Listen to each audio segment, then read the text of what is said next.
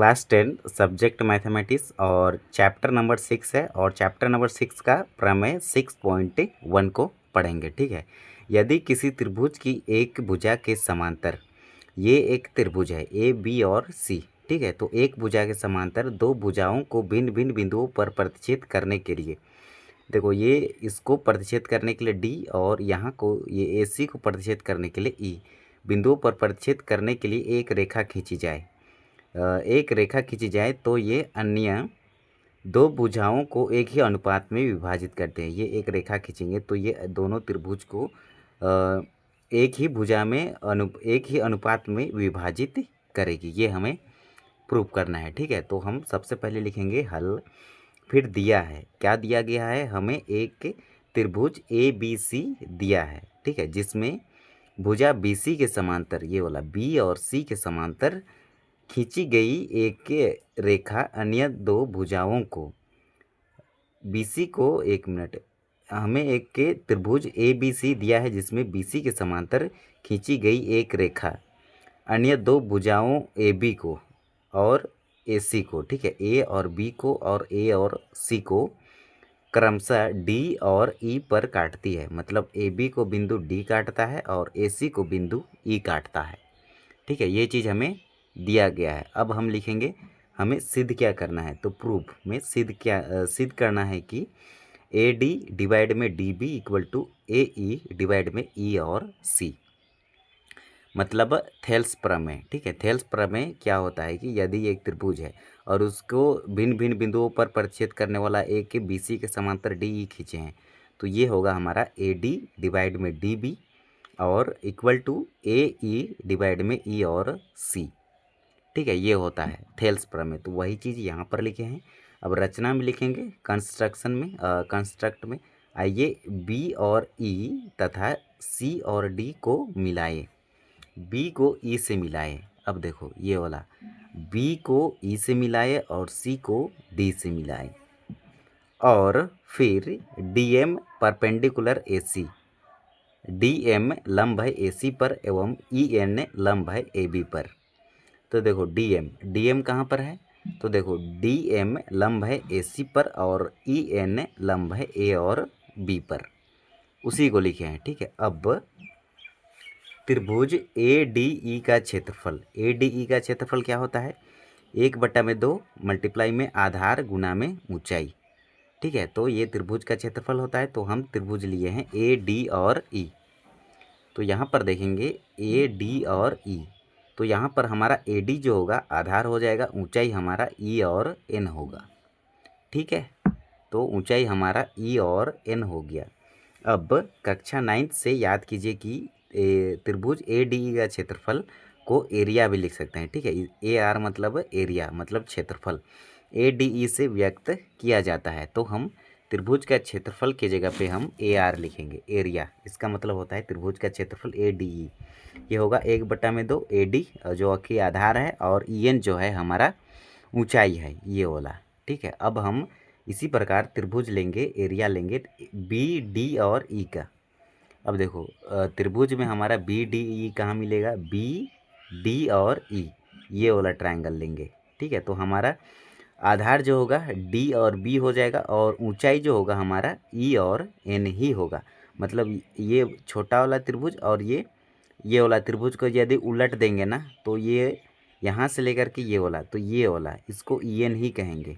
ठीक है। E यहाँ पर आ जाएगा तो E और N जो होगा यहाँ पर बनेगा तो वो हमारा ऊंचाई होगा। ठीक है। तो ये होगा हमारा ऊंचाई, तो EN ही हमारा ऊंचाई रहेगा, आधार हमारा DB रहेगा।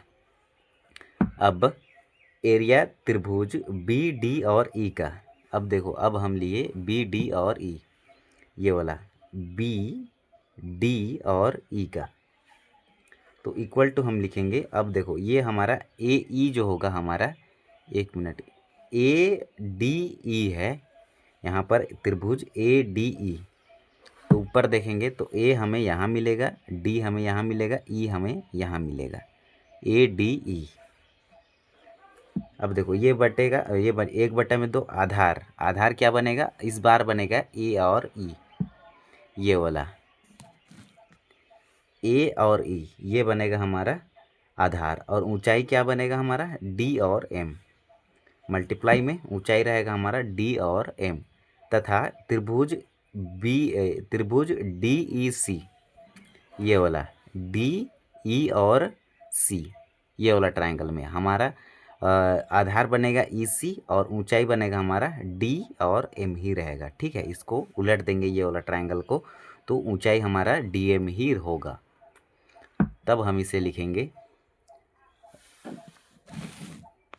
डी और एम 1/2 1/2 फिर आधार मल्टीप्लाई में ऊंचाई होता है, तो आधार होगा हमारा ई सी और मल्टीप्लाई में ऊंचाई होगा हमारा डी और एम। अब देखो यहाँ पर लिखेंगे अतः एरिया त्रिभुज ए डी ई डिवाइड में एरिया त्रिभुज B D E equal to क्या होगा 1/2 आधार हमारा ए डी है और ऊंचाई हमारा ई एन है, ये वाला को लिखे डिवाइड में 1/2 आधार हमारा डी बी है और ऊंचाई हमारा ई एन है। ठीक है, तो 1/2 से 1/2 कैंसिल होगा, ई एन से ई एन कैंसिल होगा, तो ए डी डिवाइड में डी बी बचेगा, ए डी डिवाइड में डी और बी। ठीक है, तो अब इसी सेम प्रोसेस से नीचे का भी बनेगा, तथा एरिया त्रिभुज ए डी ई डिवाइड में एरिया त्रिभुज डी ई सी। ठीक है, तो ये वाला को लिखेंगे। अब ये वाला 1/2 आधार ए ई डिवाइड मल्टीप्लाई में डी एम और डिवाइड में हमारा 1/2 आधार ई सी रहेगा और ऊंचाई जो हमारा रहेगा वो डी और एम रहेगा, तो ऊंचाई हमारा डी एम रहेगा। तो देखो यहाँ से 1/2 से 1/2 कैंसिल और डीएम से डीएम कैंसिल, तो ए ई डिवाइड में ई सी बचेगा। इसे समीकरण सेकंड मानेंगे और ऊपर वाला को हम इसको समीकरण फर्स्ट मानेंगे। अब ध्यान दीजिए कि त्रिभुज बी डी ई और त्रिभुज डी बी सी एक ही आधार डी ई तथा समांतर रेखाओं बी सी और डी ई के बीच बने दो त्रिभुज है। अतः एरिया त्रिभुज ए डी ई बराबर होगा हमारा एरिया त्रिभुज डी ई सी के। ठीक है, तो समीकरण फर्स्ट सेकंड और थर्ड से हमें प्राप्त होता है कि ए डी अपॉन में D B equal to A E divide में ई सी। तो इस प्रकार से ये प्रश्न सॉल्व होता है। ठीक है, अब प्रमेय 6.2 को पढ़ेंगे। अब 6.2 क्या कहता है, यदि एक रेखा किसी त्रिभुज की दो भुजाओं को एक ही अनुपात में विभाजित करे तो वह तीसरी भुजा के समांतर होती है।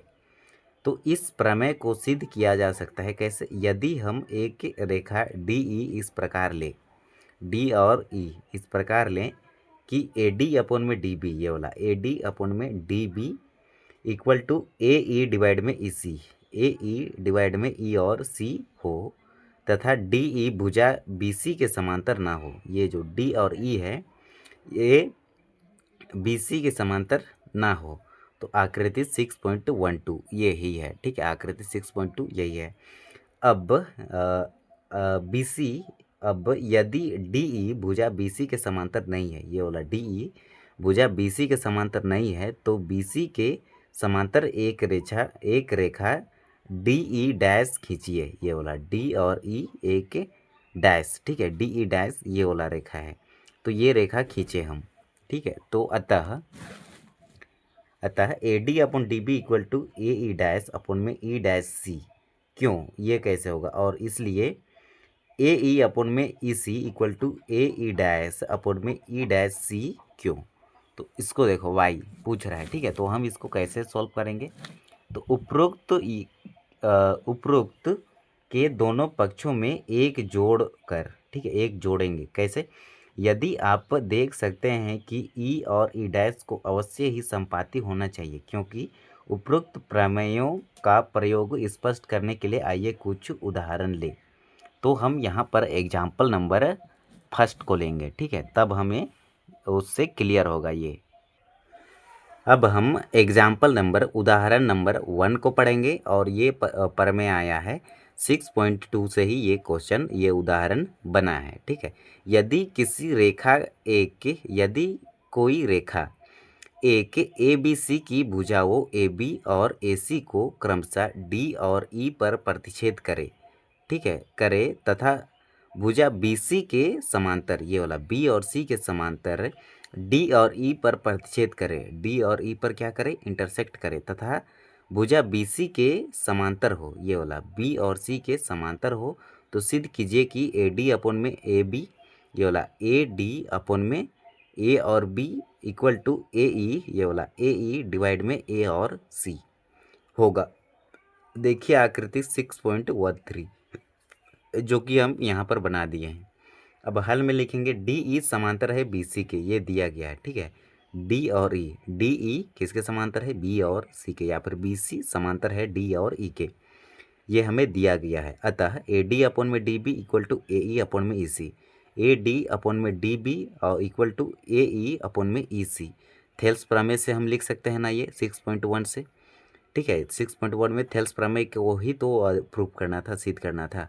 तो अर्थात डी बी, ये वाला डी और बी अपॉन में ए डी, ए और डी इक्वल टू ए ई, ये वाला ए और ई डिवाइड में ए और ई, ठीक है। ए और सी डिवाइड में ए और ई यहाँ पर लिखें। अब दोनों में 1 ऐड करेंगे, तो दोनों पक्षों में 1 जोड़ने पर ऐसे लिख सकते हैं साइड में आप, ठीक है। Adding both side 1, adding, pen नहीं लिख रहा है थोड़ा मेरा, ठीक है। तो दोनों पक्षों में 1 जोड़ने पर, तो डी बी अपॉन में ए डी प्लस 1 और ई सी अपॉन में ए ई प्लस 1। अब देखो इसको कैसे सोल्व करेंगे, तो हमें क्या मिला यहाँ पर, इसको यदि प्रूव करेंगे, इसको सोल्व करेंगे ना, तो इसके नीचे में 1 मान लेंगे, ठीक है। तो देखो ए डी और 1 का एलसीएम क्या आएगा, ए डी ही आएगा। और देखो इसको ऐसे सोल्व करो, एक लाइन इसको बढ़ाना पड़ेगा, हम बढ़ा रहे हैं, ठीक है। तो देखो इसके नीचे में 1 मानेंगे, इसके नीचे भी 1 मानेंगे। ए डी और 1 का एलसीएम क्या आएगा, ए डी, ठीक है। अब देखो एलसीएम को डिवाइड करते हैं हर से, डिनोमिनेटर से, तो ए डी से ए डी कैंसिल 1 टाइम्स में, 1 का मल्टीप्लाई डी और बी से करेंगे तो हमें मिलेगा डी बी प्लस। अब देखो 1 ए डी एलसीएम आया है, इसको काटेंगे 1 से, तो 1 ए डी टाइम्स काटेगा, ए डी का मल्टीप्लाई 1 से करेंगे तो ये मिला ए डी इक्वल टू, लिखिए ये वाला इक्वल टू ए ई और 1 का एलसीएम क्या मिलेगा, ए और ई। अब देखो एलसीएम को डिवाइड करते हैं हर से, तो ए ई से ए ई कैंसिल, 1 टाइम्स 1 का मल्टीप्लाई ई सी से, तो यहाँ मिलेगा ई सी प्लस। अब 1 काटेगा ए ई को ए ई टाइम्स में, और ए ई का मल्टीप्लाई 1 से करेंगे तो यहाँ मिलेगा ए और ई, ठीक है। अब देखो डी बी और ए डी, डी और बी और ए और डी, इस डी बी का जितना डिस्टेंस होगा उसमें ऐड करेंगे डी और ए का डिस्टेंस, तो ये किसके डिस्टेंस के बराबर होगा, ए और बी के डिस्टेंस के बराबर। तो इसके जगह पे हम लिखेंगे ए और बी, तो ए और बी लिखे, डिवाइड में ये वाला ए डी इक्वल टू। अब देखो ई सी प्लस में ई और सी, देखो ई और सी का डिस्टेंस और ए और ई का डिस्टेंस, ए और ई का डिस्टेंस किसके बराबर होगा, ए और सी के डिस्टेंस के बराबर। तो इसके जगह पे हम लिखेंगे ए और सी अपॉन में ए ई, ये वाला ए ई, ये वाला ए ई और ए डी नीचे, ठीक है। तो हम इसे लिख सकते हैं ए डी अपॉन में A B equal to A E upon में ए सी, ठीक है। ए बी, इसको ए बी को लिखे, फिर ए और डी इसको ऊपर लिख सकते हैं, इसको नीचे लिख सकते हैं, ठीक है। उसके बाद ए ई को इसको ऊपर लिख सकते हैं, इसको नीचे लिख सकते हैं, तो ये होगा हमारा प्रश्न प्रूव्ड, ठीक है। तो ये होगा हमारा आंसर 6 प्रमेय 6.2 का। अब हम पढ़ेंगे प्रमेय 6.3 को। यदि दो त्रिभुजों में संगत कोण बराबर हो, ठीक है, दो त्रिभुज है जिसके संगत कोण बराबर है, तो उनकी संगत भुजाएं एक ही अनुपात में समानुपाती होती है और इसलिए ये त्रिभुज समरूप होते हैं, ठीक है। तो ये कथन को आपको याद करना है और इसको पढ़ेंगे वो आगे। तो उपरोक्त कसौटी को दो त्रिभुजों की समरूपता की ए मतलब एंगल एंगल एंगल, ठीक है, भुजा भुजा भुजा, एक होता है एस एस एस, ये एक होता है ए और एक होता है एस ए एस, ठीक है, और एक होता है ए, ये समरूपता की कसौटी होता है। ये 6.1 में ही आप पढ़े होंगे, ठीक है, लेकर जिसमें एंगल ए बराबर होगा डी के और एंगल बी बराबर होगा एंगल ई के और एंगल सी बराबर होगा एंगल एफ के, हो सिद्ध किया जा सकता है कि देखिए आकृति 6.14, ठीक है। आकृति हम यहाँ पर नहीं बनाए हैं, तो इसका आकृति ऐसे आप सिंपल बना सकते हैं, ठीक है। एक त्रिभुज होगा, ठीक है, ये इसका मान लेते हैं ए बी और सी, और एक त्रिभुज होगा ऐसे, इसको मान लेंगे डी ई और एफ, डी ई और एफ, ये इसके बराबर होगा, ये इसके बराबर होगा और ये इसके बराबर होगा, ठीक है। तो ये होगा हमारा आकृति, ठीक है। तो इसी प्रकार से बनेगा, D P equal to A B होगा और D Q equal to A C, काटिए तथा पी और क्यू को मिलाइए, तो इसका आकृति हमें बनाना पड़ेगा, ठीक है। अब हम आकृति बना लिए हैं, ये है ए बी सी और दूसरा है हमारा डी ई एफ, जिसमें पी और ई की पी और क्यू रचना किए हैं, ठीक है। तो हम लिखेंगे डी और P equal to A B, ये वाला डी और पी बराबर होगा किसके, ए और बी के, ए और बी के, और डी और क्यू ये वाला, ये डी है, ठीक है, ये वाला डी और क्यू बराबर होगा कि इसके ए और सी के, ए और सी के, काटिए, ठीक है, तथा पी और क्यू को मिलाएं, ये पी को ऐसे क्यू से मिलाएं, ठीक है। अब देखो, अतः त्रिभुज ए बी सी, ये वाला ए बी सी, इसको पढ़ते हैं समरूप नहीं सर्वगसम पढ़ते हैं, ठीक है। सर्वगसम होगा त्रिभुज डी पी क्यू के, डी पी और क्यू के, इसमें कोण बी जो कोण बी बराबर होगा कोण पी के, ये वाला कोण बी बराबर होगा कोण पी के, और इक्वल टू ये होगा कोण ई के बराबर, और पी क्यू, पी और क्यू समांतर होगा किसके, ई और एफ के, ई और ये वाला ई है, ये एफ है, तो पी क्यू समांतर होगा ई और एफ के। प्राप्त तो होता है कैसे, इसको देखो, अतः डी पी डिवाइड में पी ई लिख सकते हैं, डी और पी डिवाइड में पी और ई, ये हम लिखे हैं थेल्स प्रमेय से, ठीक है, या फिर 6.1 भी लिख सकते हैं, ठीक है। तो वहाँ से लिखे हैं equal to D Q divide में क्यू एफ, क्यू और एफ, ये होता है थेल्स प्रमेय, ठीक है। अर्थात ए बी, ये वाला ए बी, ये है ना डी और पी, डी पी के जगह पे हम क्या लिखते हैं, डी पी के जगह ए बी लिखेंगे, और पी ई, ठीक है, पी और ई, देखो पी और ई के जगह पे हम लिख सकते हैं डी और ई, डी और ई, ठीक है, equal to A C, A C D और क्यू के जगह, डी और क्यू के जगह क्या लिख सकते हैं, A C, A C divide में डी और एफ, ये वाला डी और क्या एफ, डी एफ लिख सकते हैं, ठीक है। तो इसी प्रकार ए बी अपोन में D E equal to B C upon में ई एफ, और इसलिए ए बी अपोन में D E equal to B C upon में E F equal to A C upon में डी एफ लिख सकते हैं। तो यहाँ पर लिख सकते हैं सिद्ध हुआ, सिद्ध हुआ। तो ये होगा हमारा आंसर प्रमेय 6.3 का। अब हम पढ़ेंगे प्रमेय 6.4 को।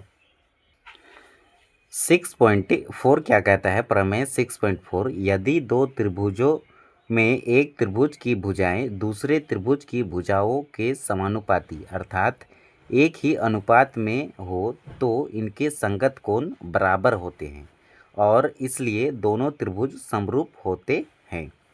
हल में लिखेंगे, इसी कसौटी को दो त्रिभुजों की समरूपता की एस मतलब साइड साइड साइड भुजा भुजा भुजा कसौटी कहा जाता है, ठीक है।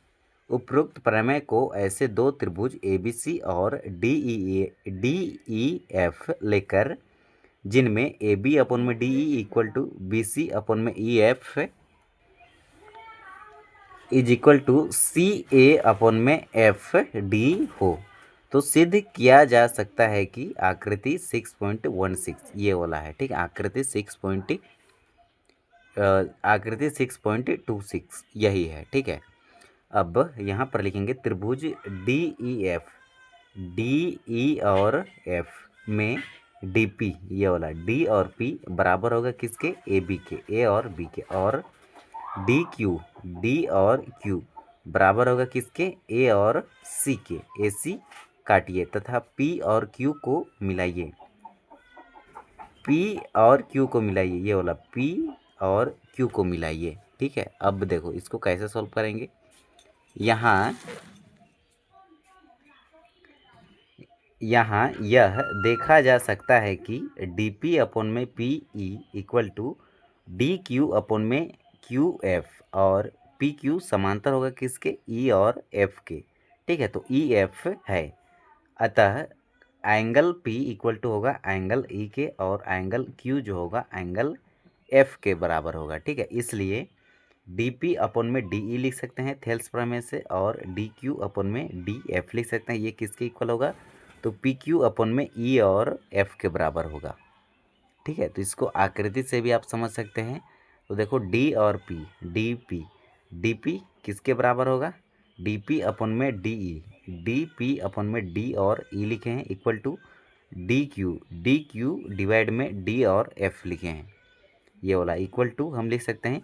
इसका ये दोनों का डिस्टेंस किसके डिस्टेंस के बराबर होगा, पी और एक मिनट, पी और क्यू के डिस्टेंस के बराबर, ठीक है। तो इसको लिख सकते हैं पी क्यू अपन में ई और एफ, ये वाला ई और एफ, ये वाला पी और क्यू को लिखेंगे और ये ई और एफ को लिखेंगे, ठीक है। ये इसके इक्वल होगा। अब जिसमें डी पी, ये वाला डी पी अपन में D E equal to D Q upon में D F equal to B C upon में ई एफ लिख सकते हैं, ये वाला बी सी अपन में ई और एफ। अब अतः बी सी इक्वल टू क्या होगा, पी क्यू, मतलब ये बी सी किसके बराबर है, पी और क्यू के बराबर है, ठीक है। ये वाला पी और क्यू के बराबर होगा। अब हम यहाँ पर लिख सकते हैं कि इसी प्रकार त्रिभुज ए बी सी सर्वगसम है त्रिभुज डी पी क्यू के, अतः एंगल ए बराबर होगा एंगल डी के, और एंगल बी बराबर होगा एंगल ई के, और एंगल सी बराबर होगा एंगल एफ के। तो इस प्रकार ये सिद्ध होगा, ठीक है। तो सिद्धि हुआ लिख देंगे बस इसको। ये है हमारा प्रमेय 6.4। अब हम पढ़ेंगे प्रमेय 6.5 को। प्रमेय 6.5 है हमारा, यदि एक त्रिभुज का एक कोण दूसरे त्रिभुज के एक कोण के बराबर हो तथा इन कोणों के अंतर्गत करने वाले भुजाएं समानुपाती हो तो दोनों त्रिभुज समरूप होते हैं। ये कंडीशन हमें प्रूफ करना है, ठीक है। तो हल में लिखेंगे इस कसौटी को दो त्रिभुजों की समरूपता की SAS मतलब साइड एंगल साइड, मतलब भुजा एंगल और भुजा, भुजा कोण और भुजा, इसको हिंदी में लिखे हैं कसौटी कहा जाता है। ठेहुनाई के पहले की ही तरह इस प्रमेय को भी दो त्रिभुज ABC और DEF ऐसे लेकर कि AB अपन में DE इक्वल टू AC अपन में DF ये लेस देन होगा 1 हो तथा एंगल A बराबर होगा एंगल D के एंगल D हो, आकृति 6.12 ये हमें बनाना पड़ेगा। प्रमेय 6.7 है, यदि किसी समकोण त्रिभुज के समकोण वाले शीर्ष से कर्ण पर लंब डाला जाए तो इसके दोनों ओर बने त्रिभुज संपूर्ण त्रिभुज के समरूप होते हैं तथा परस्पर भी समरूप होते हैं। आइए पाइथागोरस थ्योरम से सिद्ध करने के लिए उपरोक्त प्रमेय का प्रयोग करें। तो ये थ्योरम को ना हम प्रमेय 6.8 में पढ़ेंगे, या फिर 6.8 में सेम यही टाइप का इसी को हम पढ़ेंगे प्रमेय 6.8 में। ये है हमारा प्रमेय 6.8। इसमें भी जो कर्ण पर एक लंब डालेंगे, ठीक है, जो जो बोला था वो सब यहीं पे मिलेगा, ठीक है। तो यहाँ पर कहता है एक समकोण त्रिभुज में कर्ण का वर्ग, ठीक है, ये वाला कर्ण का वर्ग शेष दो भुजाओं के वर्गों के योग के बराबर होता है, ठीक है। तो ये अलग है और वो अलग था, ठीक है, लेकिन सेम उसको नहीं पूछा जाता है एग्जाम में, यही प्रमेय 6.8 अधिकतर पूछा जाता है, ठीक है।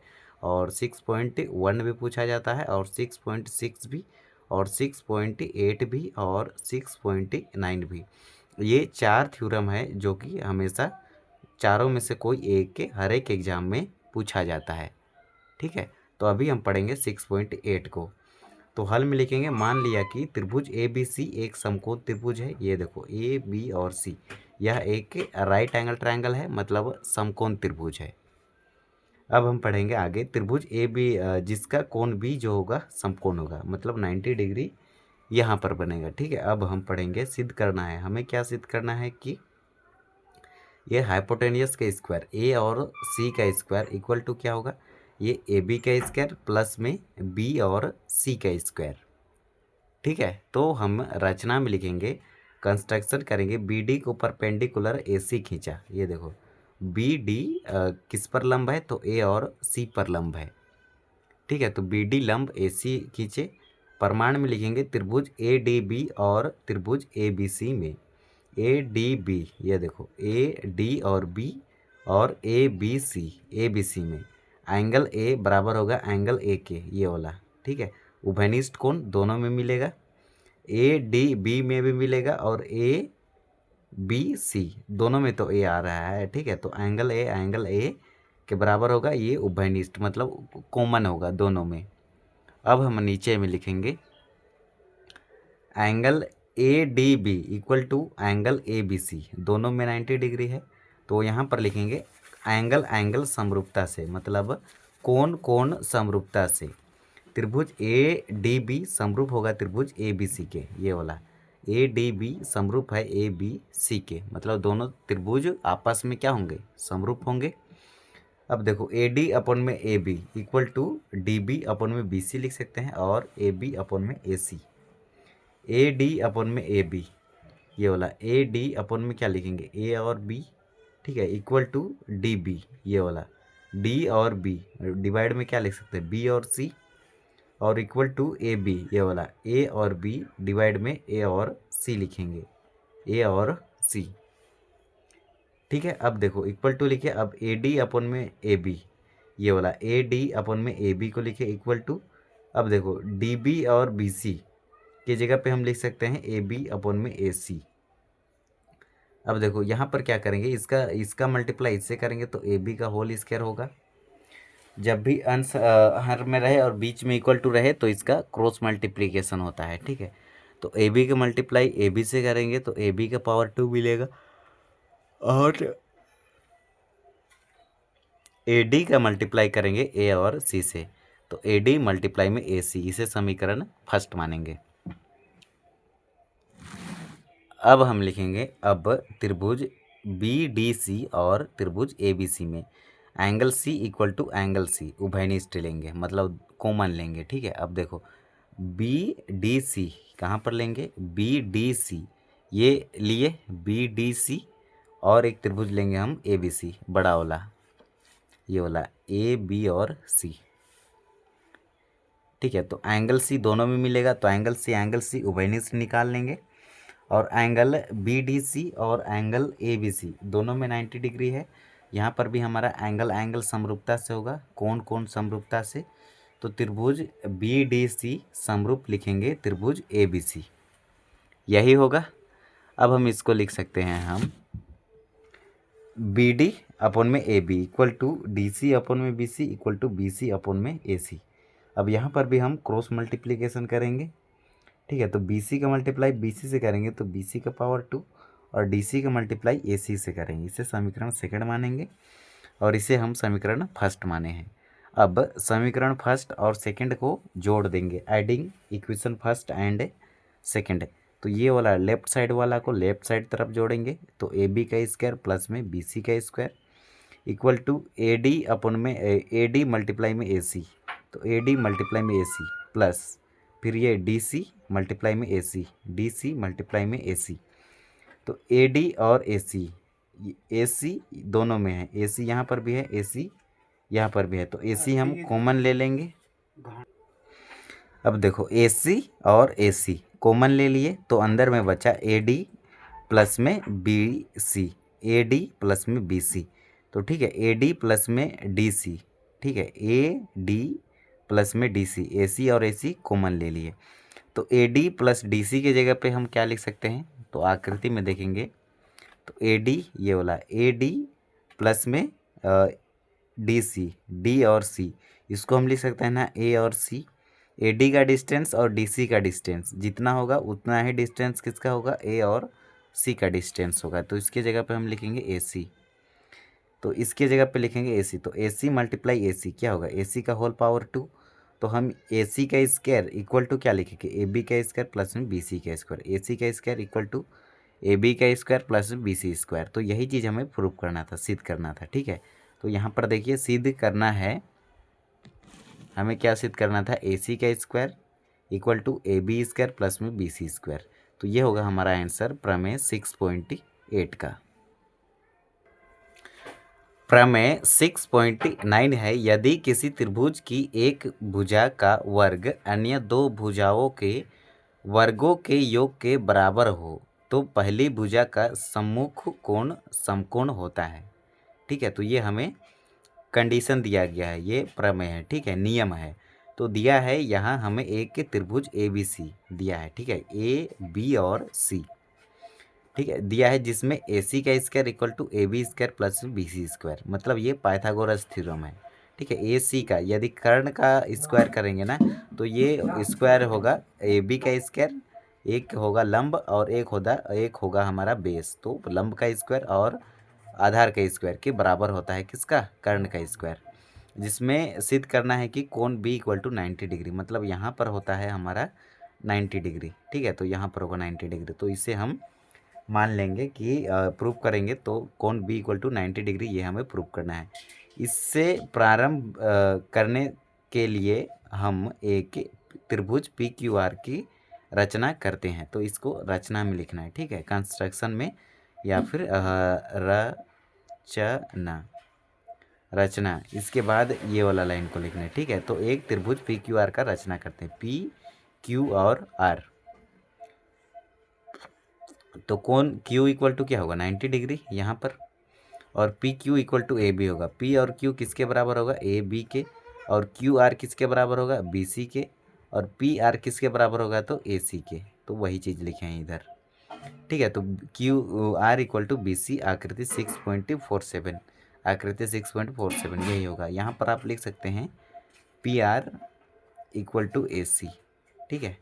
अब देखो, अब त्रिभुज पी क्यू आर से हमें प्राप्त है, देखो पी क्यू आर से हमें प्राप्त है, पी आर का स्क्वायर लिख सकते हैं, कर्ण का स्क्वायर इक्वल टू क्या होता है, लंब का स्क्वायर प्लस में आधार का स्क्वायर, ये होता है ना पाइथागोरस थ्योरम से हम इसको लिख सकते हैं, या फिर आर पी का स्क्वायर, इसको आगे पीछे लिख सकते हो, पी आर को पी आर का square equal to P Q किसके बराबर है, ए बी के बराबर, और क्यू आर किसके बराबर है, बी सी के बराबर। तो इसको हम ये लिख सकते हैं, तो पी क्यू को ए बी लिख सकते हैं, क्यू आर को बी सी लिख सकते हैं। तो P R square equal to A B square plus B C square. अब देखो पी आर किसके बराबर है, ए सी के बराबर है, ठीक है, ये वाला पी आर किसके बराबर, ए सी के। तो हम इसे लिख सकते हैं ए सी का square equal to A B square plus B C square, दिया है समीकरण फर्स्ट सेकंड माने, इसको फर्स्ट माने हैं। अब अतः A C equal to P R, same वही चीज़ को यहाँ लिखे हैं, समीकरण फर्स्ट और सेकंड से लिखेंगे। अब त्रिभुज ए बी सी और त्रिभुज पी क्यू आर में, ठीक है, त्रिभुज ए बी सी और त्रिभुज पी क्यू आर में A B equal to P Q, B C equal to Q R और P R equal to A C, ऊपर 3 में सिद्ध किए हैं, ठीक है, ये समीकरण सेकंड को कह रहा है। तो यहाँ त्रिभुज ए बी सी सर्वगासम पढ़ते हैं, इसको केवल ऐसे रहेगा तो उसको पढ़ते हैं समरूप। तो ये स्वर्गासम है त्रिभुज पी क्यू आर के, एस एस एस स्वर्गासमता से, मतलब साइड साइड साइड सर्वगासमता से। तो ए बराबर होगा ए के, बी बराबर होगा ए बराबर होगा पी के, ठीक है, और बी बराबर होगा क्यू के, और सी बराबर होगा आर के, वही चीज़ लिखे हैं। तो इसलिए कोण बी बराबर होगा कोण क्यू के, कोण बी इक्वल टू होगा कोण क्यू, और कोण क्यू पर 90 डिग्री है रचना से यहाँ पर, ठीक है, और कोण बी पर भी 90 डिग्री है। तो देखो कोण बी इक्वल टू 90 डिग्री, तो ये हम यहाँ पर लिखेंगे सिद्ध हुआ, P R O B E D, proved, ठीक है। तो यही चीज़ हमें कोण बी इक्वल टू 90 डिग्री हमें प्रूव करना था, तो वही चीज़ हम प्रूफ कर चुके हैं, ठीक है। तो यही चीज़ हम प्रूव करना था यहाँ पर, कोण बी इक्वल टू 90 डिग्री। तो ये होगा हमारा आंसर प्रमेय 6.9 का।